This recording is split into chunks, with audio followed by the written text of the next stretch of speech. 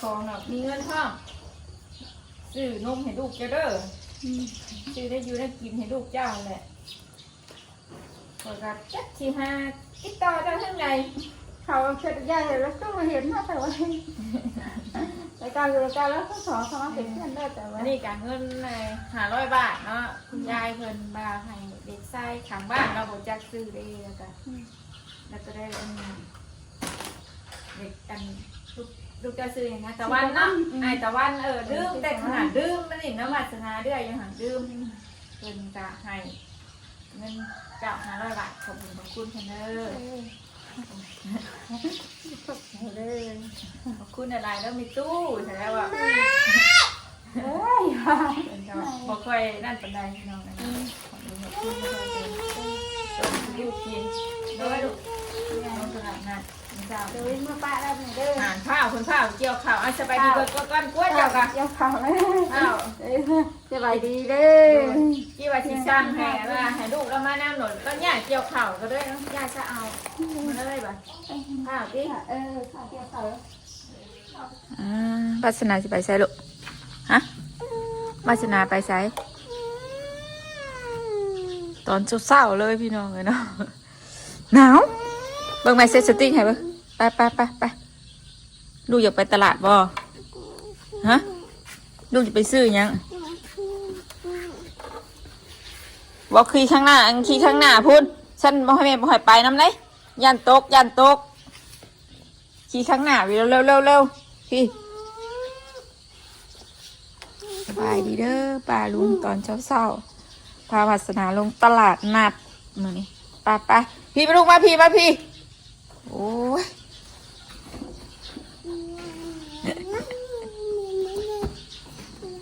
เสาเหล่วันนา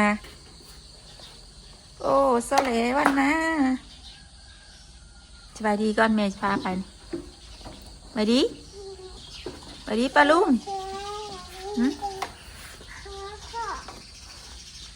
มาดีอยากดไปแล้วไปพาคุณหน่อยรอตลาดตอนเช้าคือเก่า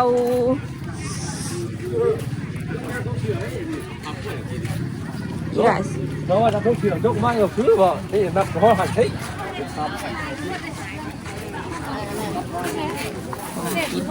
กินถ้วยได้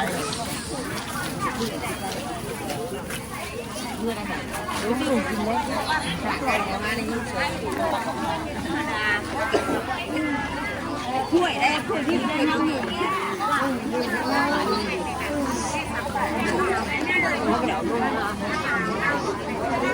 ดูนะคนดูรับแกคนดูรับขายแล้วป้าตั้งนะคุณเนี่ยคุณเนี่ยเด็บนั่งชื่อปีนเอามีไอ้ลูกไอ้เงินพัฒนาชื่อจังเลยลูกซื้อพักก่อนซื้อพักน้ำตู้ก่อนนะเอาซื้อพักน้ำตู้ก่อนอ้าวบางแป๊บนึงบางในซื้อพักสิเอาเมื่อปลูกก่อนมีไงหอมเปย์เมื่อปลูกมีแต่กำมันนี่บูมี่ป่ะมีแต่พักอันนี้บูมี่ป่ะเมื่อตัวนี้ปุ๊บได้ในการมันจะเป็นยักษ์บัวนะเดี๋ยวนี้เต็มก็ได้นะเต็มมาติดกันแล้ว3 10ป่ะเอาเมื่อปลูกก่อนแป๊บนึงน้องแบบเอามาเงินก่อนเลยมาเงินนะอยู่ขอได้เงินนะเอามาไม่เงินนะยืมเนี่ยยืมนะกว่าเงินนะ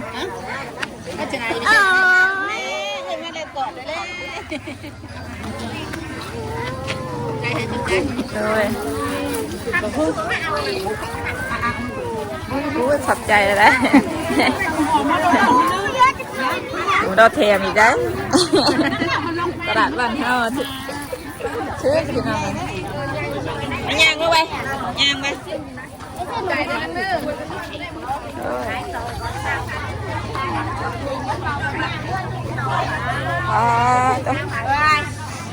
่ได้ขายตี3 เซนเลยไม่แล้ว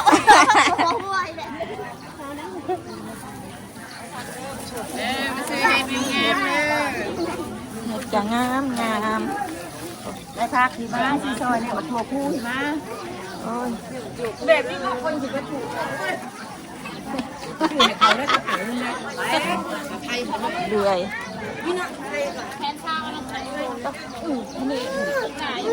งานนี้ก็แนวเดียวกัน นี่ก็มีไปย่างลูกหน่อยย่างดีๆลูกปุ๊บป้าพอไม่ซื้อผักหอมกันเลยไม่ซื้อผักหอมกันเลย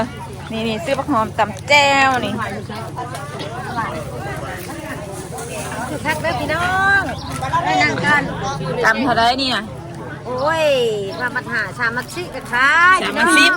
พวม4 10บ่เนี่ย โอ้ยชามัดซิกซีซีมันขายที่นี่นะ โอ้เจ้าขี้โกงห้าได้ถามมึงกินนี่ขายชีเนาะ ขายลูกค้าชาเอา โอ้ต้องอย่าโกงแม่สม่ำเสมอแม่ ก็โตก็ขายบัวนี่แม่มึงจะเอา พวกพวกเขามีเอาไว้ตัว แม่อ้าวนี่ใส่ไปเก็บเอา พอหยก มาเสียไพ่มาซื้อกบกันทำมาสิ ใจเลยค่ะจ้อย เราให้ ไปมันมาเลย ไปลูกไป วาสนาพาเพิ่น เอาไปจะเห็นเป็นตู้นั่นลูกล่ะ ป้าไปซื้อลมปะไปซื้อลมปะ มีมาทางพี่ลูกพี่เอาไปหน้าน้ำสมือเด้หันหน้าใกล้กันไป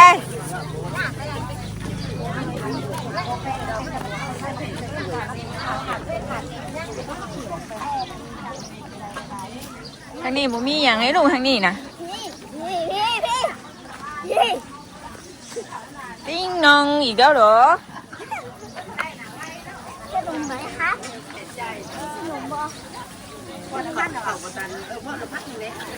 ไงลูกคนเบ็ดหาได้ขนมย่างเดียว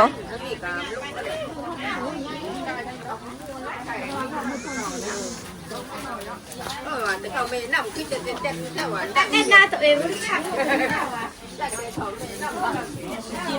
นั่งคอยไปยังไงอยู่ เอาอะไรบ้างเอาอะไร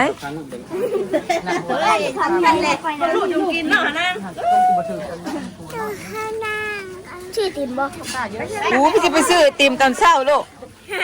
ไม่เอาพูไปบ้างงั้นพู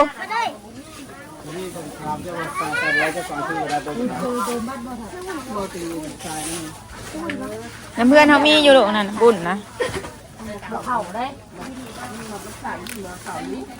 แล้วมาซื้อขนมรสนี่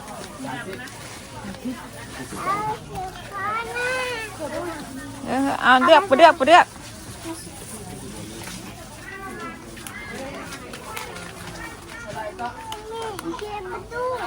อุ้ยบอลเพิ่นได้นะเข้าไปได้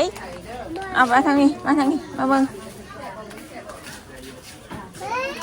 เอาไปเลือกไปตายบาทนี่เจอของดินเท่านั้นเอ้ยบาทนี้ตายคอรอบาทนี้ แต่ขนมก็ยังบ่เอาบาทนี้7 บาทนี่7 บาทนี่มีหอดน้ำหอม ดีใจเลย เอาเดือดนะไปเดือดเร็วเอาไปไว้ด้วยหน่อยสิบุอยากได้เลยล่ะมึงเลือกดูล่ะ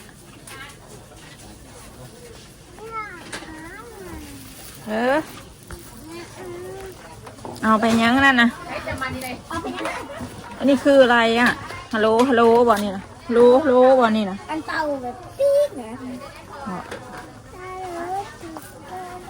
ปีกเห็นบ่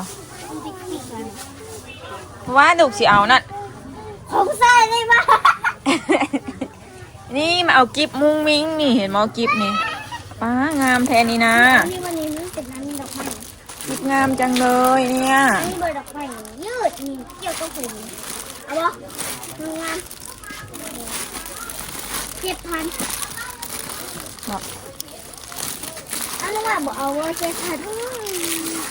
ตัวนี้สวยเนาะมีนาเนาะ ก็อยากได้กินนี่ นี่นะลูกอันนี้นี่จิบงามนี่จิบงามค่ะ เอาแล้วก็ไม่ได้เก็บด้วยนะคะ เอาไม่เอาค่ะจิบก็ไม่เอาค่ะ ก็เอาไหนเอาดิ บ่เอาลูกบ่เอานี่นะเอาไปยังกันนะ ว่าซื้อของมาลองว่าจะไปลอง หานคู่แล้วมันเพ่เราบ่เอาลูกไปเอาปักเลื่อนนี่ก็เอาเลยฉันจะเอาปักเลื่อนนะ เอาเดี๋ยวพ่อไปดูไป มาสรุปมาไม่เอาอะไร เป็นอย่างไรนั่นเองเมื่อกลับมากัดชื่อนายประหอมกันลูกแม่ชื่อนายประหอมกันอ่ะนี่ย่านอีตานี่บ่ดิ ปิดเวียนอยู่ ไปเอาน้ำไปหน้าไปย่างเราบ่เฮ็ดยังหน่อยอีตานี่นะอุ้ยเราหลบแพงอีกหน่อยแท้ๆ เขาก็กินโลได้นี่ เบิ่งแม่สิซื้อในปากหอมน้ำตู้นี่ก่อนไป เอาว่าบังหอมปีอ่ะหน้ากับนี่แต่บังหอมปี น่ะกันชื่อมาปลูกนะ เอาปีแล้วก็เอา พ่อสอจอยน่ะชิคกี้มือเลื่อนเถอะเด้อมือเอาของผักเด้อไปอุ้มไปไหนไปย่างไปนะแต่ย่างเข้ามาย่างแม่สิซื้อใหม่นี่จับมาวะขายในตู้นะ3 มัด 10ให้เอา3 มัดนะ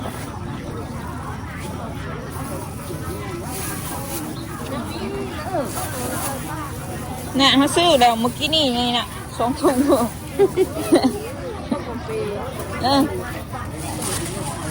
ไปมันนี่ไปลูกไปย่างไปโอ้เจ้าสิเต้นบ่ไปย่างไปนะย่างกันไป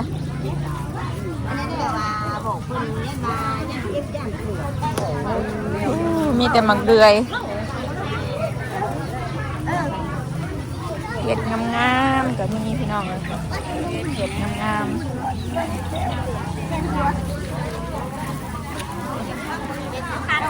ป้าหมักนาวใหญ่จะย่านแค่น่ะไปย่างไปบ่ย่านได้ไหมไป คือกบหรืออะไรมีเลย บ่มีกบบ่ มีกบเนาะ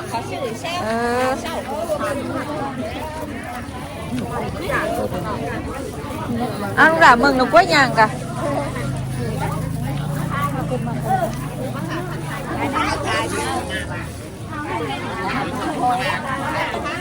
อย่าเกิดแม่กว่านะ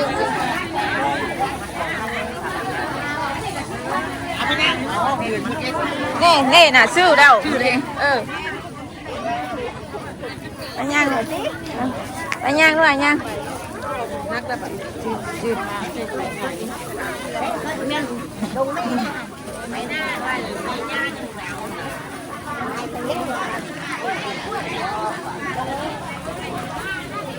ซื้อกระปุ่นปะซื้อปุ่น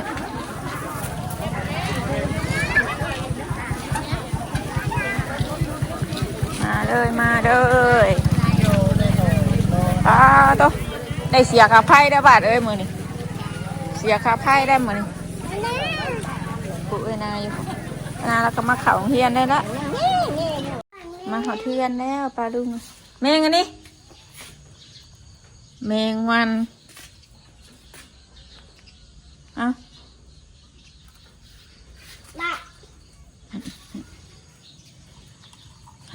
ยังดูดซับพากันเล่นกันนัดบ้านนี่ก็ซื้อแต่ของเล่นเป็นคุณหมอว่ามื้อนี้นะลูกสิเป็นคุณหมอบ่เปิดเนาะลูกสิเป็นหมอมีอย่างแน่นี่นะขอบใจแม่ก่อนขอบคุณค่ะแม่ก่อน ขอบคุณค่ะแม่ thank you พี่ มาสิเปิดให้นี่กันทางไหนนางรถแม่เปิดไฟก่อนเว้ย เบิ้งแป๊บนึงฮะชีบออยากได้ของดินนะดินบึบสิจ้ะแกะเนี่ยค่ะขอบใจเนี่ยงามๆตรวจมึงไม่จ้อยเนี่ยไม่จ้อยไข่บ่ตรวจมึงดูนี่เอานี่ตรวจแตะมึงสิก็พยาบาลเนาะเดี๋ยวคุณหมอ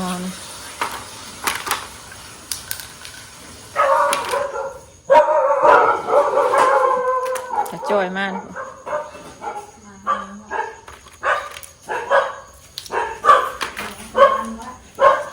อ๋อยังไม่ได้ต้มนะมันไม่ สาวจอยมากมือนี่มันเทียนบ่เลยนี่ มันเทียนมันนิดได้แล้ว ตัวคายบ่นี่นะ บอกเขามาให้โตชื่อ โอ้ขอบใจนะกันก็นี่ของไห่โตคือกันก็ได้ โอ้ย แต่ตัวเป็นนั่งถ่ายโต๊ะก็ได้ได้กันเอาไปให้น้องไงเนาะขึ้นมากับสาวจอยย่างมาหาเอามันมาให้พอดีขอยติดต่อขอยบ่มีเบอร์ติดต่อหาเจ้ามื้อนี้พอดีเจ้ามาหาขอยเองดีมื้อนี้ พาวาสนาลงตลาดนัดขอลงตลาดเจ้านี่แหละขอลงไปหารับเจ้านี่นะว่าเจ้าสิมาบ่วะนี่พูดใจดีค่ะของมาให้เจ้านี่ลูกเจ้าบ่ได้มาน้อง บอกอะไรนะ สบายดีเด้อป้าลุงจะบดบุหินทำเนี่ยยังด้วยเกี่ยวข่าววะเกี่ยวข่าวดิอันนี้คืออย่ามองเด้อมองท่าเนี่ยนกกัดนกต่อยเนี่ยลูกจังค่ะนี่เป็นหมูยองมาม่าจักสิติดต่อหน้าใดแบบเบอร์กับบุมี่นอกจากก็มาขายของให้ได้แต่ละเทื่อนะอยู่ใกล้กันยุ่หันโบได้นะแต่มื่อนี้ลูกเราไม่ได้มามือนี้เนาะให้เอาให้มันไล่ให้เอาให้แล้วมันจะมาตอนเช้าปะคนนี้มึงคือเพื่อนจะเปิดไฟอยู่หันหน่อยนะ เปิดท้าย เป็นชื่อ ทำอยู่ทำมาคนเดียวยังมาสอนเช้า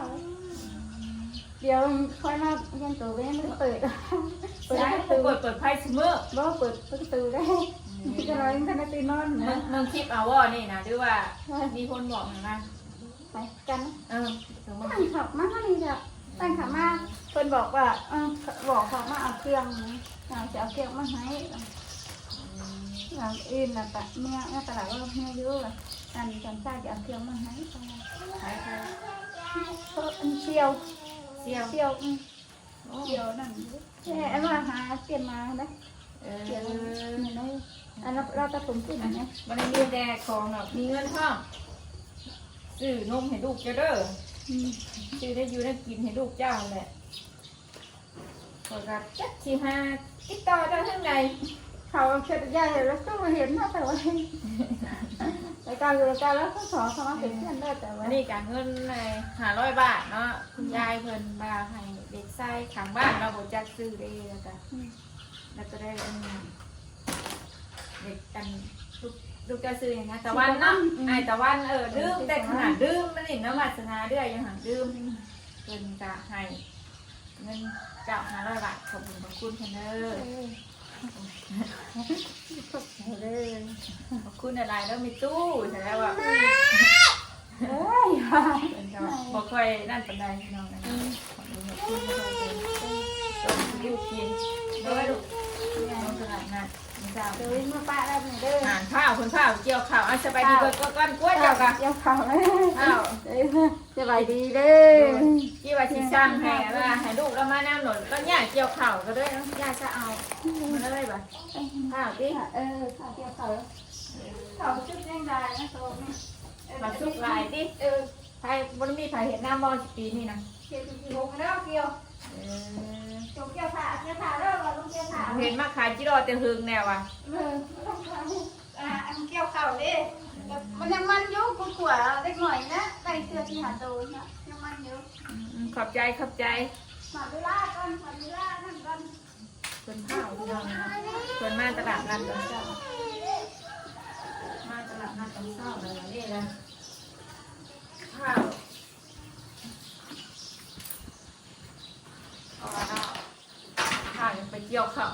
เข้าใจอยู่เนาะป้าใส่จ้อยกันสิพอจบคลิปเพียงสมิก่อนเด้อเนาะก็ขอบคุณแม่ตู้ได้เด้อที่แบ่งปันของให้ไอตะวันเด็กชายขังวันของป้าจ้อยเนาะก็ขอบคุณแม่ตู้ใจดีได้เด้อเนาะน้องวัฒนาก็ไล่ลายย่างเลยแล้วก็รวมทั้งเงินพร้อมเนาะอัน4,000 กว่าบาทเนาะจริงๆแม่ตู้แล้วผ่านมา5,000เท่าไหร่แต่ว่าป้าจ้อยไปจ่ายค่าของประมาณ300,000พี่น้องก็ประมาณ500เนาะก็เลยจงไม่หายวาสนาซื้ออยู่ซื้อกินซื้อนุ่มคือเก่าพี่น้องเลยเนาะก็ขอบคุณแม่ตู้ใจดีได้เด้อขอให้สุขภาพร่างกายที่แข็งแรงเด้อเนาะกล่าวเข้ามาสบายดีขอบใจตู้กันขอบใจตู้กันไปถึงไงตู้บัวผ่าเงินมาให้ซื้อของดีได้นี่นี่คือจ่าตู้กันนี่ลงตลาดน้ำไม่ต่างเบิ้งมันตู้กันขอบใจแล้วตู้นะใช่น่ะเสียงเพลงก็มาบ้านนี้ได้คักบ้านนี้ว้ายไป